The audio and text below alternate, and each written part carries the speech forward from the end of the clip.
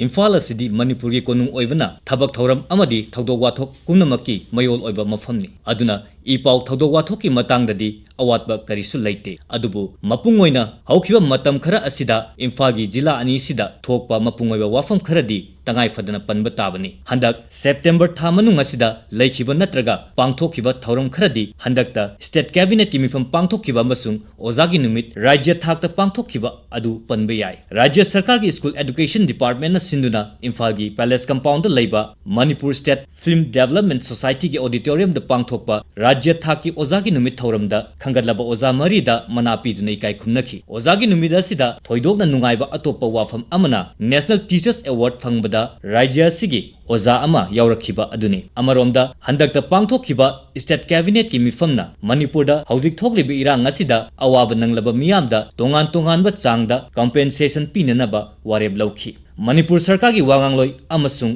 IPR mantri Dr. Sapam Ranjan na phongdokhiba matungina me thadagi haurakhiba irang asida laikhidraba imung manungda lupa lakh tara Fibam luna sokpa singna lupa lakh ani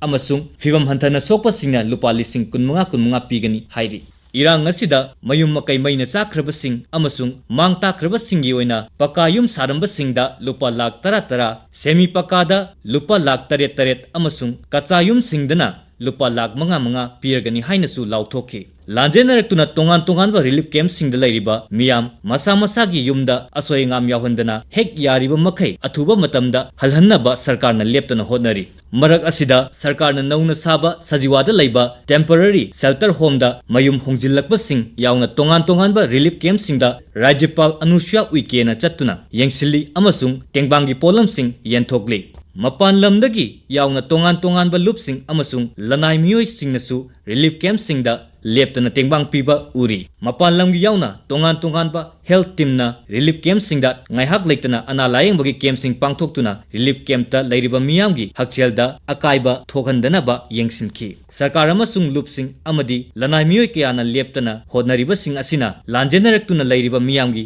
awa ana awatpa khudong sadaba sing loina kokhanba ngamgani haibadi natte adubu masina awaba taraba miyambu pugning wakhal chautok hanbagi maram amadi soidana oigani masiga loinana lanjenarakpada yaurakpa sahi nauriba mahiroi singi mahi masing tambada leiriba khudong sadaba sing kokhannaba sarkar amasung lanai school amadi lanai organization kayanasu angamba thabak paikhatuna honaba uri maraga sida ngasi nongmanini asida Imphal manungda thoidokpa irang natraga pamdaba thodok thokpa udrabasu rajya sigi atai jila khradadi irang asi adumak ngaihak leitana thogli handakta Kakching jilagi palelda nauna thogliba irang adugi manil Imphal dasu ningthina phangli haujiksu mafam kayada miyamgi mifam sing pangthokpa amadi wakat mifam sing famduna Manipur da tangdu leitaba fibam amuk hanjil hannaba hotnaba leptri ngasi numit kharani asida naha miyamgi apunba mifam pangthoktuna laukhiwa warepki makhada tongan ba miyamgi mihut oiba singa unaduna Manipur kannanaba wasak lauminabagi khongjang kaya chatharakpasu uri maraga sida Editors Guild of India gi mihut kangbu amana handakta rajya sida laktuna yengsilabada Manipur gi media na thoglibi irang asigi pau michang mikhai naina paulana fongi haina report puthorokpadagi Manipur gi media khunaida achauba wathogama oirakhi EZI gi thawong amasung report adubu Editors Guild Manipur amasung All Manipur Working Journalists Union na kanna yaningdaba phongdorakhi Manipur sarkar nasu EZI gi thawong adubu yaningdaba phongbaga loinana EZI gi president amasung Manipur da laglamba member ahumgi mathakta FIR thangatuna hauzik wafamasi court ta lairi EZI na FIR sing adugi mayokta thangalakpa wakat ama ngasi Supreme Court ta hearing chathaki Laibag irang maraga sida Manipur da dengue amasung conjunctivitis na naba miyoi kya thengnabagi pausu leiri laibak fabadagi haujikti Imphal gi jila animakta laina asina naba miyoi masing hantharakpa thengnari adumoinamak state health authority na laina asidagi ngakthoknaba thabaksing paikhatpadi leptri Amaromda haujik thoklibi irang asiga mari lainana national highway sing